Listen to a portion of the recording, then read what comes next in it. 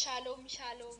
Maqabbaa, maqaalmaa, kan hafuura qulqulluu sadan tokkummaa Waaqayyo tokkootiin nagaan Kiristoos biraa ta'e inni dhumaaf darba hin qabne, inni daangaa tokko hin qabne bakkaaf lafa kallattii qixa gola isin jirtanitti isiniif haa ta'u qulqulloota maatii Waaqayyoo dhiiga Yesuusiin kan bitamtan qomoo filatamoo, qomoo jaalatamoo waldaa furtuu jireenyaa jalatti kan argamtan akkasuma keessummoonni waldootis gara garaarraa dhuftan akkasuma abbootiin hafuuraa keenyaa tajaajiltoonni biyyarraa nu gidduutti argamtaniif nagaan Kiristoos biraa ta'ee inni dhumaaf darba hin qabne isiniif haa ta'u akkam jirtu akkamiin sa'aatii kana geessanii ana bira hundumtuu nagaadha.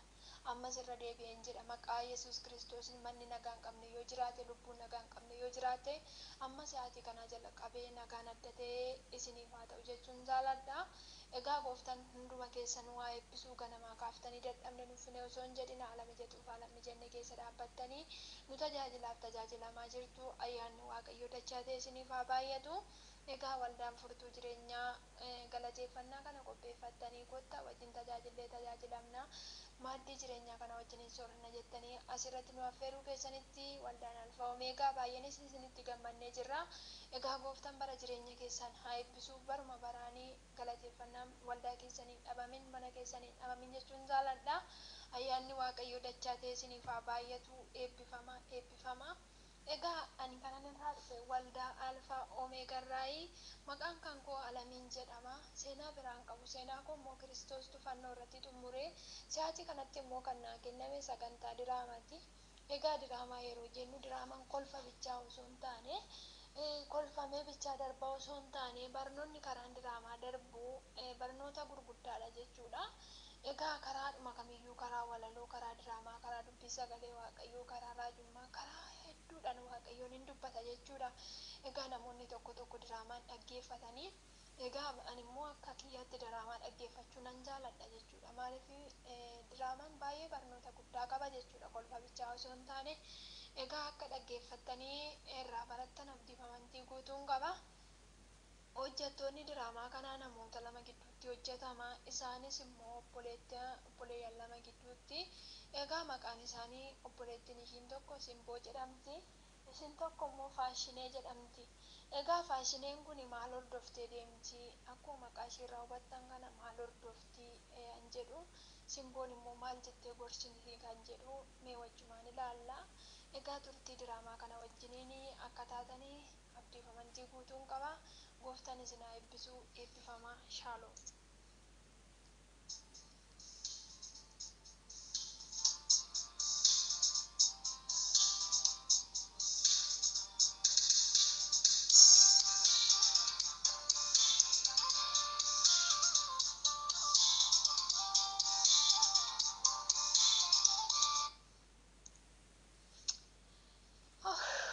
Yaa waaqayyo gooftaa maali miciyyoodhumti kuni waldaan deemna yeroon jedheeni ganaa waa sagal ganaa meeqa dhiqattee meeqa dibattee qalamiin yaa waaqayyo qalamiin mataa isheerraan dhabamu chaapistikiidha jetti wantootuma garagaraarraan obbo burreessite of balleessite dhugaa waaqayyo keessa dabartee immoo adurree natti fakkaachuu qabdeeyyuu miciyyoon maaluma taate waaqayyo ishii dhafuume waaqayyo ishii dhafuume bareeda irratti bareeda ofii ishiitiif dabalatti moo maaluma jechuu ishiiti micayyoon kuni maaloo yaa waaqayyo mee hubannaaf ogummaa kenniif mee obboleettii kana dhugaa waaqayyo dhaloota baay'eetu karaa ishii dogoggora dhugaa waaqayyo dhaloota baay'eetu karaa ishii dogoggora silaa eegee dadhabe silkiis dawwalee fi inni qoykee silkii kana dawwalaaf hime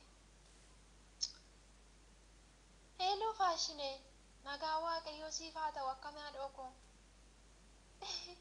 nagaa kooti galata waaqayyoo akkamati Simboo nagaadha miti baay'ee nagaa kooti galata waaqayyoo akkamii kaateertaa waldaa deemna dheetinan qoyi kana eegi xiqqoo ishii ganaama kunoo mataa afaa miiccadhee kinoo reefuni mi'a miikaappii yookiin immoo bakka miikaappiinuma tokko tokko diddibachuudha reefuun gadi fuudhayu beekta kanaaf amma silkii dawwaltee bakka xiqquma ishiin eegi bakka an deemna rakkoon qabu lakkiyaa Faashinee chaapistikii yeroo waldaa dhattu otoo dibachuu baatteeti natti tola Maaliif jennaan dhaloota baay'eetu silaalee dogoggoraa dhoko.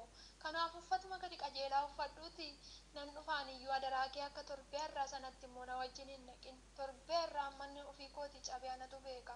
Dhaloota baay'eetu sitti gufataa dhoko. Maalatti gufataa dhoko akka baraattan jiraadha. Akka baraattan jiraadha ndee. Maali yeroo dhanbe yeroo kootiin beekiiftii ko. Ati naffattuma akka qofaa sanatti maashinii lafarra gottati deeminaan jetta. Lakki obboleettii koo faashinii uffanni babbareedaan jira uffanni bakka kiristaanotaaf ta'u yeroo keessattuu yeroo waldaa deemnu uffatuma qajeelaa uffannee deemuu qabna. Mee bakka kootti yeruma dhuftee mari'annaatii amma bakka waan tokko tokko didibadha. Tole gooftaan si faana haa ta'u bakka qophaa'ina eegi.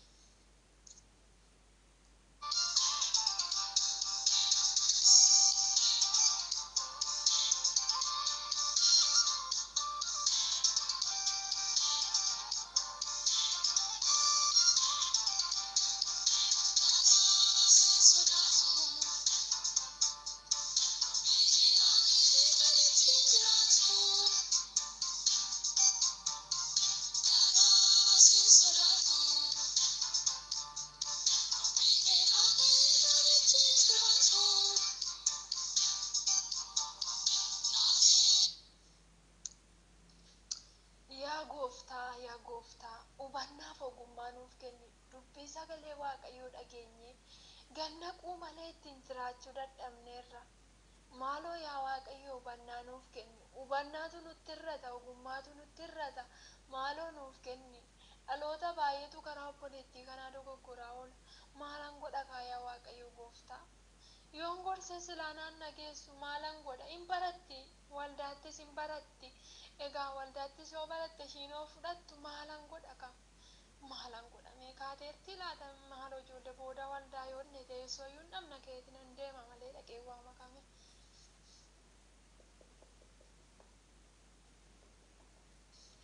Waayee seeni. Maaloo meekina reefuun kuulii kana laal qalamii kanallee gosa gosaan hin dibadde beektaa? Reefuun gadi gurgura kun qalamii kanayyuu maaloo sayyuu deebisuu isaa ganaanatti. Baay'ee yeroo baay'ee natti fudhata beektaa? Yaa Waaqayyo. Maaloo lubbuu koo maal akkanatti waldaa wajjin dhannamoo akkanatti waldaa wajjin deemamoo maayidha kuni? Qalamii maayidha kuni gosa gosaan qalamii meeqa dibatte kana? Maaloo yaa Waaqayyo ija kee kana maaluma gootota argita kaayishi? Yaa Waaqayyo maaloo hubannaaf ogummaa nuuf kenni. Uffata kana uffattee dadhamoo surree asirraan akkaatti ciccitaa kana. Maaloo faashinii adaraa Waaqayyo garaa Waaqayyo nutti gaddaa maaloo haadhoo koo. Uffatuma gadi qajeelaa ta'e uffadhuutii dhaqi maaloo. Maaloo dhaloota baay'eetu sitti gufacha. Maaloo dhaloota baay'ee gufachiifna. Maaloo dhaloonni wangeela dhaggeeffatu moo si ilaalu kaa maaloo haadhoo koo obboloota baay'eetu sitti gufata. Kan immoo yeroo ati immoo dhaloota kana gufachiiftu immoo Waaqayyoon immoo sitti gadda maaloo obboleettii koo.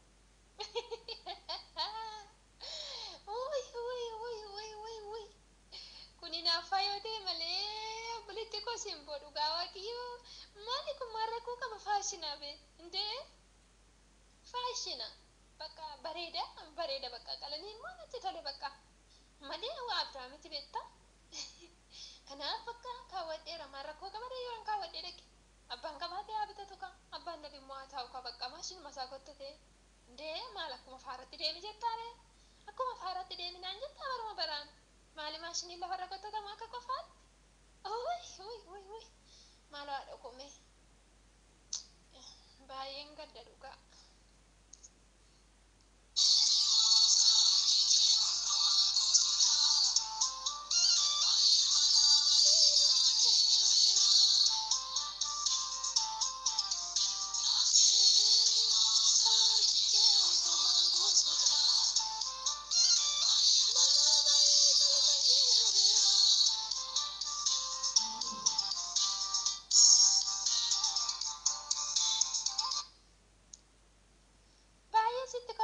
Simbo baay'ee sitti kolfe dhugaa indee maarrakkoo qaba akkanumatti hin deema bakka ilaamee akkas jedha dubbii sagalee Waaqayyoo keessaan si dubbisa obboleettii koo faashinii na dhaggeeffadhu Xixiitimeos boqonnaa tokkoffaasaa boqonnaa lama lakkoofsa 9 gubbaarraa akkas jedha. Warri dubartii immoo amalli isaanii agarsiisan mataa tolfachuutti, warqee fi callee naqachuutti, uffata gati jabeessa uffachuutti, keessa ba'uudhaan of kuuluu utuu hin ta'in uffata qajeelaa fakkaatu akka ta'utti uffachuudhaan maallaan jedhuudhaan of qabuudhaanis haa ta'uu jedha. Egaa obboleettii koo kanatti amma gochaa jirtu kun maalidha ree? Dubbii sagalee Waaqayyoo dhageenyee gannaqaa jirra moo itti jiraachaa jirra? Maaloo obboleettii koo uffatuma gadi qajeelaa ta'e uffadhuuti waldaadhaan. Maaloo kanatti dhaloota baay'eetu gufata. Maaloo dhuga ba'umsaa bara Amaanu'eel Amoon dhaggeeffanne bineensichi bara dhumaa bakka wantoota amma gochaa jirtu kuni warra 660 sammuun isaa jira, warra 666 sammuun isaa jira jechuudha. Qalamiillee keessa kee inataadhaan dibachuun kuni chaapistikoonni kuni warra 666 sanaati jechuudha. Otoo isaan beekini atamma fakkeenyaa fi bareedaa fi dibatte jechuudha. Otoon beekin garuu isaaniif waaqayyo isaaniitiif sagadaa jirta. Anuma isaanitti bulaa jirta jechuudha. Kanaaf obboleettii koo nuti kiristaana kan jedhamnu yookiin immoo duuka buutuu Kiristoos kan jedhamnu maqaadhaan bichaa osoo hin taane amalli keenya hundumtiyyuu Kiristoos fakkaachuu qaba. Egaa waaqayyoon durumayyuu bareessetu nu uume jechuudha. Kanaaf funyaan kun illee urachuunis hin barbaachisu. Bareeda irratti bareeda dabalachuun hin barbaachisu. Chaappistikii akkanatti dibatte kunis kiristaana irraa hin barbaachisu. Kuuliin akkasitti kuullatte kunis kiristaana irraa hin barbaachisu. Qalamiin hinata akkasitti dibatte kunis kiristaana irraa hin barbaachisu. Surreen asii ka'ee amma asitti ciccitaa uffatte kunis kiristaana irraa hin barbaachisu. Egaa obboleettii koo uffata qajeelaa ta'e uffanneetoo duuka buutuu Kiristoos eega taane bakka jireenya keenyanis duuka bu'uudha malee afaan qofaan duuka buutuu Kiristoos taane waldaa keessa oollee galuu jechuun homaa bu'aa tokko nuuf hin buusu jechuudha. Egaa wangeela Maatiyoosii boqonnaa 7 lakkoofsa 22 natti fakkaata yoon dogoggoruutii baadhe. Egaa yaa gooftaa jechuun afaan bichaadhaan mootummaa Waaqayyoo isin hin galchuu jedha. Egaa obboleettii koo nuti gooftaa jennee mootummaa Waaqayyoo dhaalla miti. Akka inni jedhetti yoo jiraannedha. Akka inni jedhetti yoo jiraanne akka dubbii sagalee Waaqayyoo jedhetti yoo jiraannedha.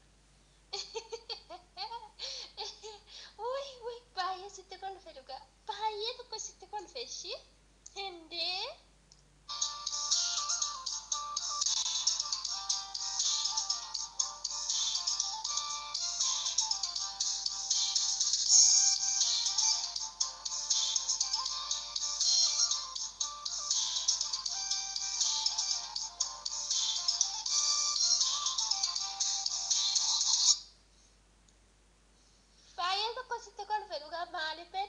Baay'ee odeessite baay'ee haasofte jechuudha.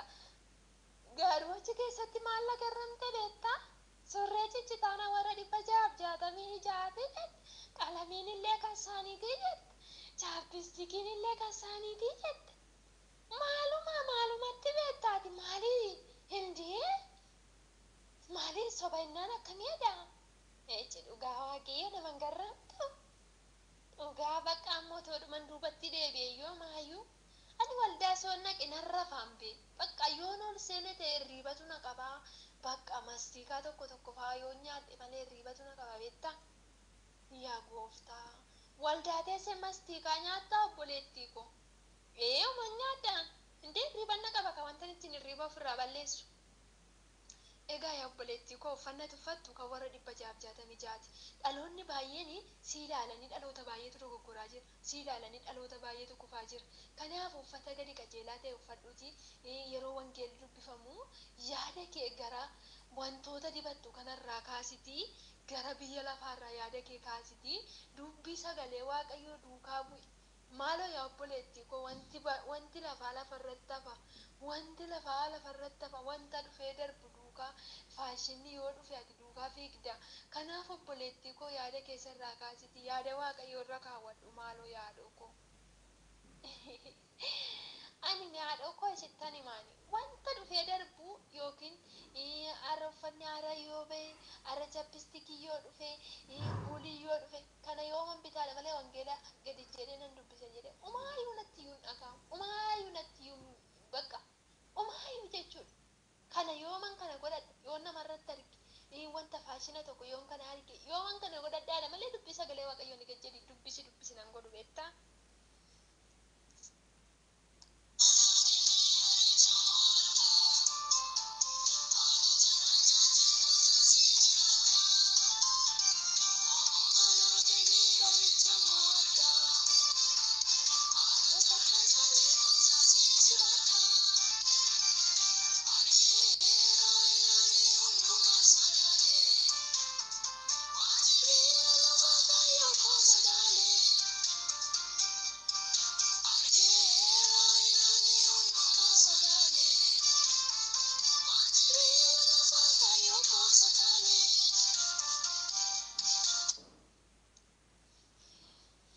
Malee ani macaafa qulqulluu dubbisi nan godhu sin boodhu dhugaan sin jedha kunoola har'a chaappistikii tokko namarratti yoon arge yooman chaappistikii sana bitadhee dibadhan jedha malee macaafa qulqulluu fuudhi dubbisi nan godhu. Har'a carqii ciccitaa tokko maaluma kinoola garta uffanni koo uffata gaggabaabaa malee uffanni gadheeraan hin jiru surreen kufayyaan hin jiru ciccitaa malee bakka ina gartame jechuudha. Namarratti arge taananii amman uffata sana bitadhutti bakka dhaabii naan kennu teechuma naan kennu beektaa. Birriin hojjedhillee sumatti affita laal biyya arabaallee waggaa meeqan taa'e beektaa bakka kanumatti affita uffatuma kanatti. Egaa yaa obboleettii koo faashine ani dhugumanis hin jedha duuka buutuu Kiristoos taate taananii afaan qofaan miti seerri uffannaa keellee isaa akka yaada Kiristoositti agarsiisudha. Uffata kee uffattee bakka uffata gadi qajeelaa uffatteetuma yeroo waldaa deemtu mataa kee seeran tolfattee akka akkana kana gootee firiizii gootee bakka maraatu fakkaattee deemtu kana osoo hin taane chaappistikii akkasitti dibattee bakka waanuma ta'e namatti bineetti waan ta'e namatti fakkaata garuu si nama simboon qabaasitti fakkaata garuu dhugaa waaqayyoo ayyaanni waaqayyoo takka illee sirra hin jiru ayyaanni waaqayyoo takka illee sirra hin jiru. Dhugaa nama laale umaayyuun dibadhu yeroo waldaa deemtus uffatuma gadi qajeelaa uffadheeti nan deema jechuudha. Dhugaa ayyaana waaqayyoo ofirrattan argaan akka ayyaanni waaqayyoo narra jiru ofirrattan argan irraa isin beeksisa jechuudha. Si amma dhaloota baay'eetu sitti gufata. Isa kaan osoo hin taane wangeelawitti wangeela barsiisullee sitti gufata. Ilaamee isin bu'an immoo kan agarramu wangeelawii sun yeroo baay'ee waanuma dargaggummaa barsiise la. Bara dargaggummaa keessanii kanatti kuftanii sanatti kuftanii bakka warri dubartii of hin kuudinaa chaappistikiin dibatina inni yeroo manani waldaa seene waanuma kiyyaa bichaa qabatee barsiisamu maalidha otoo walduma kanayyuu dhiise. Egaa yaa obboleettii koo faashine ati yeroo baay'ee faashinaan hordofini dubbii sagalee waaqayyoo laalii deemisa jiraataa dhufu. Maaloo kana baroota keessatti kuftaa maaloo barrisiin bitin dubbii sagalee waaqayyoo bara bitaa jedha malee barrisiin hin bitinii jedha. Egaa amma baratu si bitee jirasi wanta faashina biyya lafaarraa si bitee jirasi. Egaa obboleettii koo yaada kee kanarraa kaasi dubbii sagalee waaqayyoo isa jiraataa ta'etti qabamee jiraadhu faashina biyya lafaarraa kaasi otoon beekinii waaqa warra 666 sagadaa jirtu mallattoon atama godhattee jirtu hundumtuu kan isaaniiti. Kanaaf obboleettii koo yaada kee sirraa kaasiti waaqayyoon duukaa bu'i maaloo qalbii kee deebiiti jijjiirradhu. Meentala koo deemi ani deemin chaappistikii tokko bitaa ammoo har'a ijoollee irratti argeeti nan dhufe.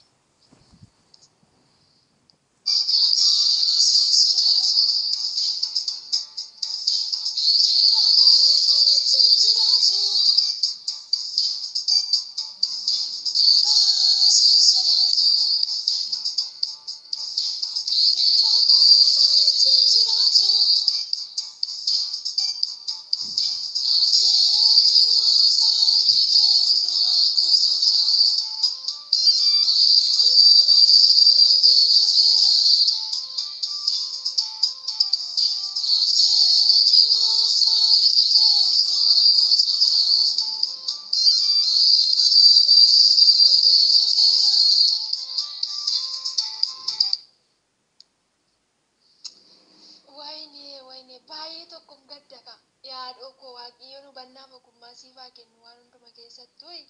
Egaa amma waldaa deemna. Gooftaan si haa eebbisuuti har'a waldaa si'aatiin nutti deemeera. Ka'e bakka amma akkanumatti asii wajjin deema jetteere. Egaa ta'u ka. Gooftaan koo si faana haa ta'u Waaqayyo hubannaa fi ogummaa siifaa kennu waldaadhaan naamma bakka. Tole. Baay'ee tokkoon gammade har'a dhugaa Waaqayyo. Baay'ee tokkoon gammade yeroo tajaajilaa sun akkasitti bakka. Wanta baroota kana keessatti hin dabalu yeroo inni lallabu. Bara kana keessa bara dhumaa keessatti wantoota ta'u. Baay'ee lallabe garaa koottis nan boo'e waanan jedhus na wallaale. Egaatillee faashinii irraa baratta jedhee baay'ee tokko keessa koottillee nan gammade beektaa. Dhugaan tajaajilaa sun yeruma inni korulaa dhugaa akkasumatti seeraan na dheessiin jedhe. Yeroo inni asiin ol madarikii irra koru. Na laale tokkichuma immoo na laale beektaa. Amma immoo waa'eedhuma wanni kana barsiisan jedhe. Akkuman jedhe immoo bara dhumaa keessa kana godhanii bakka dhaloonni baay'een faashinatti baduu, dhaloonni baay'een of kuuluu, dhaloonni baay'een bakka dubbii sagalee Waaqayyoo gatanii wantoota baraa faana bu'u. Waa'eedhuma faashinii barsiisa wangeela bu'iin achi ol ba'e, raajiin achi ol ba'e, tajaajilaan achi ol ba'e, amanaan kaleessa amanillee achi ol ba'e. Waa'eedhuma faashinii barsiisa. Faashinii hordofti. Maali daree akka baraattan jiraadha joo? Hoo! Lakkii yaa obboleettii koo faashinii dhuguman isin jedhaani. Omaayyuu isin godhu haadhoo koo. Tokkoon birrii keessa jalaa fixa. Lammanni immoo Waaqayyoonis wal si dhabsiisa jechuudha. Egaa Waaqayyo bareeda isaa nuu kenneera. Inni simboo nutti godhee nu uume. Dhugaa Waaqayyo simboo nutti godhee nu uume laa. Ayyaanni Waaqayyo alaalatti nurraa calaqqisa. Kanaaf inni iyyuu ayyaanni nurra jiru nu ga'a. Nuyi bareeda irratti bareedan dabalannu. Nuti yaa obboleettii koo faashina biyya lafaa miti kan nuti hordofnu. Biyya lafaa kanarra darabaa jiraanna. Amma jiraannutti immoo wanta fuula Waaqayyootti tolu gooneetu dabarra. Egaa dhanna keellee yookiin immoo funyaan keellee bakka meeqa urattee jirta. Kanallee Waaqayyoon gaddisiisteerta. Qalamii nata meeqa dibatta. Hulii nata meeqa mataa keetiin nata meeqa waa hedduu goota. Maal obboleettii koo kanaafuu mana Waaqayyootti deebi dubbii sagalee Waaqayyoo dubbisi. Wantoota xibexxeba ofitti xibexxebdu kana maaloon xibexxebiniiti haadhoo koo gara mana Waaqayyootti deebi. Maaloo yaa haadhoo koo. Maaloo na dhiisime haadhoo koo ani yeroo waldaalee keenyaan rafa beektaa. Hafuurichatu sitti taphachaa jira ka hafuurichatu si raffisaa jira obboleettii koo faashinii. Kanaaf yaada kee achirraa kaasimees oomamsa gadagalleetu si kadhadhaanis atis kadhattee bakka gara Waaqayyootti deebina maaloo haadhoo koo. Maaloo deemi meentala koo deemi bakka chaawu.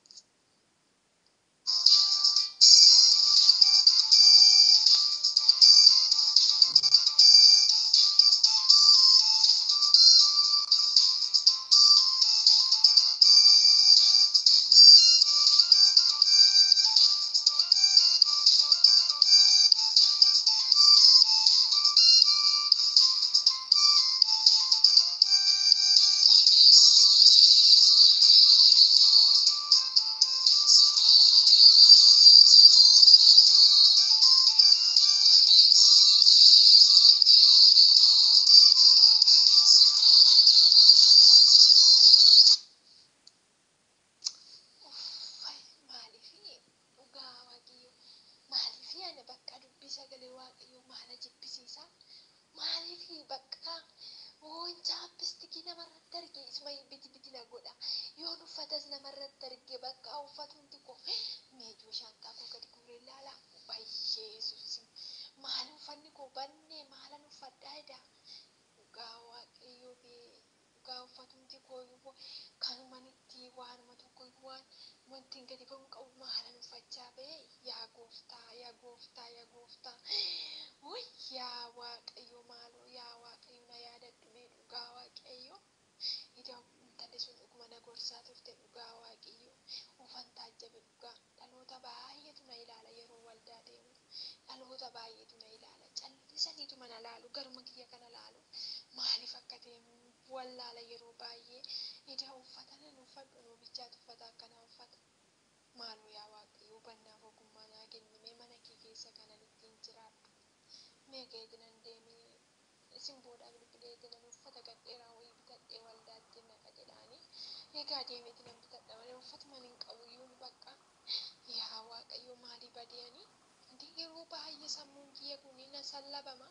Garuu biyya lafaatti malee gara dubbii sagalee waaqayyootti nan jedha. Maaliif ilaata maaloo? Meekeeti nan mana simboo deema.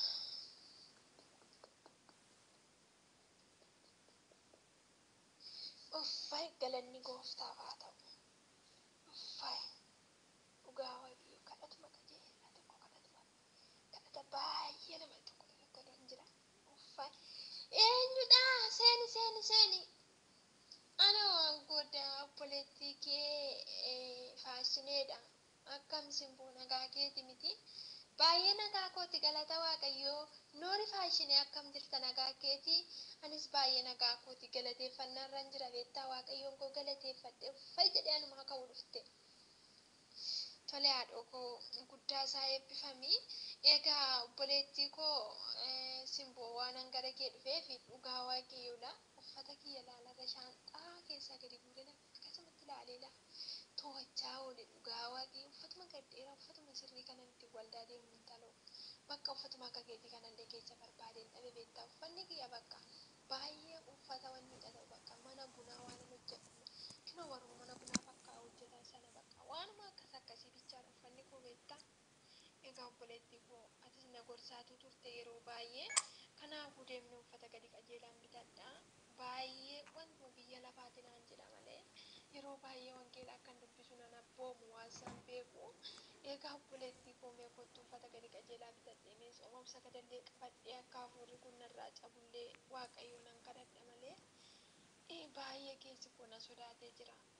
Yaannati naan jettus bakka na raffisuu didee yeroo baay'ee waa'eedhuma kana bakka dura koo deema beektaa. Egaa tole obboleettii koo faashine waaqayyoon bara jireenya kee haa eebbisu. Egaa waaqayyoo bannaaf ogummaa obboleettii kanaa kenni jedhee akkasittan boo'ee kadhachaa ture beektaa. Dhaloota baay'ee otoo hin beekin hafuuricha kan sagadu hafuuricha kan waaqessu. Egaa wanti ati gochaa jirtu kun warruma hafuura sanaadha bakka. Wantuma baraa faashina faana buutee akka jirtu nan beeka. Egaa sitti himnaanis na didde har'ammoo waaqayyo si hubachiise galata guddaa fudhatu. Egaa deemnee binna rakkoo hin qabu. Uffatuma kiyya kana yoo ta'u uffattee na wajjin deemte rakkoo hin qabu. Kiyyumayyuu uffata babbeessa jira kan koo. Tole haadhoo koo guddaa isaa eebbifame rakkoo hin qabu bakkaati. Nan deebi'a baqqaanis waaqayyoon nan kadhadha. Egaa ammumayyuu waaqayyoon hin kadhanna rakkoo hin qabu mee jilbifadhu. Yaa waaqayyo si galateeffadha galanni ulfinni teessoo kee irratti siif haa ta'u. Ijaa obboleettii sin galateeffadha. Yaa waaqayyo gooftaa obboleettii kana eddee gargaartee haala kam keessattuu jireenya ishii kalee fokkisaa sana keessaa yaa waaqayyo gooftaa gara keetti deebiftee obboleettii kana millachuu keetitti guddaan si galateeffadha. Galanni ulfinni teessoo kee irratti siif haa ta'u. Yaa waaqayyo gooftaa obboleettii kana badiinsa sana jalaa oolchitee hafuuricha bineensaa jalaa baafattee gara keetti deebisuu keetitti baay'een si galateeffadha.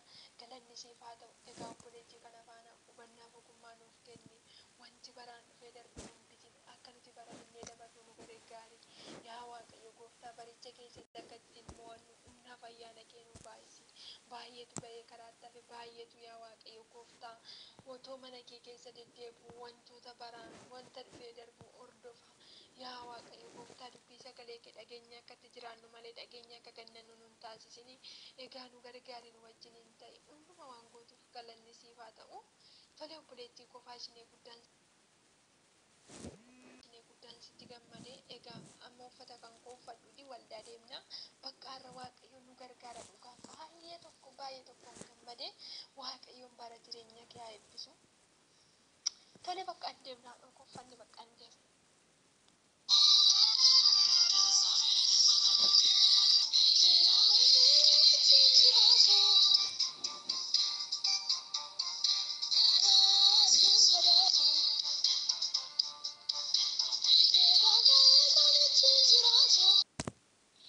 Tole bakka hin deemna bakka. Uffay galanni waaqayyoof haa ta'u. Dhugaa waaqayyoo. Inti ani beena garrame har'a dhugaa waaqayyoo tajaajilaan sun beektaa dhugaa hundumtuu beektaa har'a naa ilaalan akka qofaa sanitti homtuu iyyuu nan ilaalle dhugaa anis calliseetuma wangeela dhaggeeffadhee homtuu akka qofaa sanitti nan ilaalle kaasne dura yeroon ol seenu jechuudha. Yeroon ol seenu dhaloonni baay'een akkasitti ija isaanii narra kaawwatu bakka namni wangeela dhaggeeffatu hin jiru. Yeroo nan ol seenetti dhaloota baay'eetu na laala garuu har'omtuu nan laalle. Egaa obboleettii kofaa ishee dhaloota baay'eetu sitti dogoggoraa ture, dhaloota baay'eetu sitti gufachaa ture, dhaloota baay'eetu karaa keetii gufaatii ture jechuudha. Egaa Waaqayyoon immoo kanuma caala hubannaaf ogummaa siif haa kennu. Waaqayyo immoo si gargaaree gara isaatti si deebisanis baay'ee guddaa nan galateeffadha. Baay'ee Waaqayyottis bo'aa ture. Karaa obboleettii kanaa dhaloonni tokko hin kufin, karaa obboleettii kanaa wangeelawwiin tokko hin kufin, karaa obboleettii kanaa amanaan tokko hin kufin jedhe baay'ee Waaqayyotti bo'aati nan ture. Egaa dhaloota baay'eetu dogoggora. Dhaloonni baay'ee waa hedduutti dogoggoraa jira. Keessattuu yeroo ati uffata gaggabaabaa akkasii uffatteetu uffata akkasii sarbaa kee mul'isu uffatoota akkasitti bakka xurmaa carmaa kee mul'isu uffattee deemtu waldaa keessatti dhaloota baay'eetu sitti gufachaa jira jechuudha. Sitti gufachaa oola jechuudha. Kanaafuu yeroo ati chaappistikii kuulii garaagaraa funyaan kee amma meeqa turattee deemtu dhaloota baay'eetu sitti dogoggora waldaa keessatti. Egaa Waaqayyo ammoo akka ati uffata sirrii uffattee waldaa keellee deemtu Waaqayyo illee akka safeeffattu yaa duuka buutuu Kiristoos afaan qofaan osoo hin taane haala deemsa keetiitiin, haala uffannaa keetiitiin, haaluma jireenya keetiin illee jechuudha. Kiristaanummaa jechuun jireenya keenyatu mul'isa. Kiristaanummaa jechuun haala uffannaa keenyatu mul'isa. Haala dubbii keenyatu mul'isa. Kanaaf obboleettii koo afaan qofaan osoo hin taane bakka yaada keenya guutummaadhaan Kiristoos duuka bu'uudha. Egaa baay'ee tokko Waaqayyottis nan gammada. Baay'ee tokkoon immoo sittis gammade. Egaa jireenya kee durii wantoota hordofaa turte, faashina hordofaa turte sanarraa wanta hubattee yeroo achi keessa jirtutti jireenyi kee maal akka ta'e amma immoo egaa akkamitti akka jijjiiramtee amma har'umayyuu baay'een boqodha jetta. Baay'ee dhaloonni baay'een ija isaanii narraa kaafatan jetta. Egaa wanta irraa hubatte yoo jiraate dhalootaaf gabaasuu dandeessa. Egaa obboleettii koo faashinii carraa sii kenneen jira gooftaan si haa eebbisu.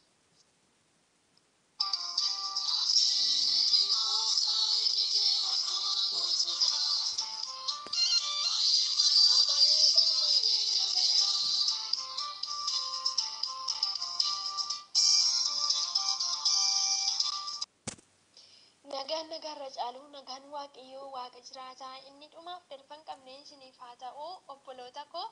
Egaa maqaan kiyyaa akkuma beekamu faashiniin jedhama. Akkuma maqaa kiyyaarraa yeroo baay'ee ani faashinoota dhufan nan hordofa. Uffata tokko namarratti argitaa nan har'uma bitadhu malee jedha.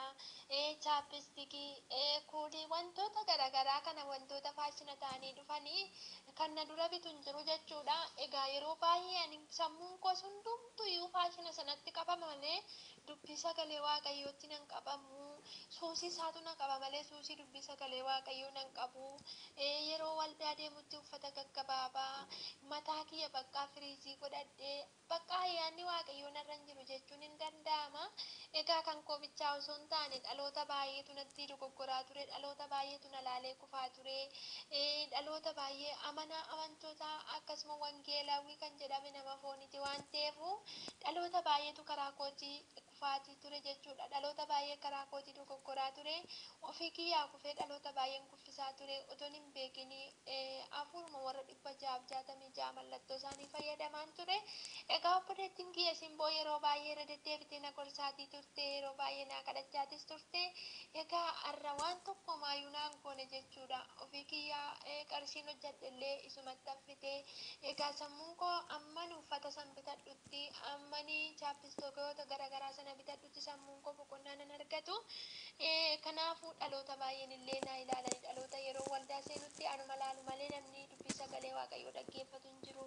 Waldaa keessatti hirriba na qaba mastii kalleen nyaadha. Egaa mallattoon kun mallattoo isaanii otoo hin beekin mallattuma isaaniif fayyadamaa ture. Egaa afurichi narraa cabeetu jira. Dhaloonni akka kiyyaa yoo jiraattanii kanaaf akka wantoota garaagaraa kanarraa akka chaappistikii sirriitti dibachuu yeroo waldaa deemtanii bakka shittoo garaagaraa uffatoota gaggabaabaa kan sarbaa keenya mul'isu akkasumas ulmaa jaarmaallee kan mul'isu. Egaa wantoota akkasii mataa keenya illee sirreeffannee deemuutu nurra jira malee kiristaanummaa jechuun afaaniin qofa osoo hin taane yaada keenya muluudhaan iyyuu duuka buutuu Kiristoos taane wantoota kiristaanummaa mul'isu uffanneetu deemuu qabna. Haalli deemsa keenya, haalli uffannaa keenya. Egaa dhaloonni baay'een akka kootitti dogoggoraatu jiru. Egaa ani irra dogoggora koo baree irraas deebi'ee Waaqayyos immoo na gargaaree gara isaatti na deebisee jira. Batalee yeroo waldaa deemtan uffata keessan uffata babbareedaa akka uffattanan isiniin jedha. Egaa anarra deebi'ee jira. Waaqayyo na gargaaree isin isaa gargaaru guddaa isaa eebbifamaa isiniin jedha. Waaqayyo si wajjin haa ta'u eebbifamaa ani xumureera. Egaa obboleettii keenya faashinee guddaa isaa eebbifamii ayyaanni Waaqayyoo dachaa teessiif haa baay'atu. Egaa obboloota koo obboloonni akka obboleettii kanaa yoo jiraattanii dhaloonni baay'een otoo hin beekini bakka keessattuu obboloota koo anuma faanayyuu obboloonni shamarran biyya arabaa jirru kuni yeroo galletti jechuudha faashinuu biyyoota garaagaraarraa fudhannee gallee biyya keenyatti bakka akkuma isaanitti fayyadamuudhaan yeroo waldaa deemnullee dhaloota baay'eetu nutti dogoggora. Egaa obboloota koo akka dubbii sagalee Waaqayyoo jedhutti akka jiraannu hunduma keenyaaf Waaqayyoon hubannaa ogummaa kennu uffatuma qaqqajeelaa ta'e uffannee bakka dhuguma guutuu Kiristoos taanee afaan qofaan osoo hin taane haalli uffannaa keenya haalli deemsa keenya bakka kiristaanummaa jechuun jireenya. Kanaaf obboloota koo akka akkasitti deemnu Waaqayyoon hunduma keenya iyyuu haa gargaaru. Kanaaf bakka wantoota garaagaraa bareeda irratti bareeda dabalachuun egaa Waaqayyoon mormuudha jechuudha. Maaliif Waaqayyoon mormuudha yeroo isiniin jedhu kanatti naaf kennite yookiin kanatti naaf humte hin taane lammata irratti dabaladha jennee akkuma hafuurichaa bara 666 sanatti Waaqayyoon mormuudha. Egaa obboloota koo Waaqayyoon hunduma keenyaaf hubannaa ogummaa nuuf haa kennu. Faashina wanta bareedu jennee dhaloota baay'eetu karaa kanaan dogoggoraatii jira. Egaa hunduma keenya Waaqayyo hubannaa ogummaa nuuf haa kennu. Wanta ittiin baragee kan ittiin moonu barroota moo osoo hin taane nuti bara moonee bara binnee akka dabarru hunduma keenya iyyuu haa gargaaru. Egaa diraamaa koo keessatti dogoggorri yoo jiraate yookiin immoo wanta dubbadhe isin gaddisiise yoo jiraate dhiifama jaalala Kiristoosiin isin gaafadha. Egaa yaada naa qabdan immoo karaa keessan na dubbisuu dandeessu. Ayyaanni Waaqayyoo isiniif haa baay'atu. Kutaa ittaan immoo yoo Waaqayyo na gargaare itti fufuun danda'a. Egaa ayyaanni Waaqayyoo isiniif haa baay'atu. Isinan jaaladha, isinan kabaja. Obboleettii keessa simboodha. Egaa gooftaan hunduma keessan haa eebbisu. Ani xumureen jira. Tole guddaa isaa eebbifama. Ayyaanni Waaqayyoo isiniif haa baay'atu. Yeroo nafe yeroo gaarii hunduma keenyaaf haa ta'u. Hundumti keessanuu eebbifama, eebbifama. Shaaloom, shaaloom. Shaaloom, shaaloom.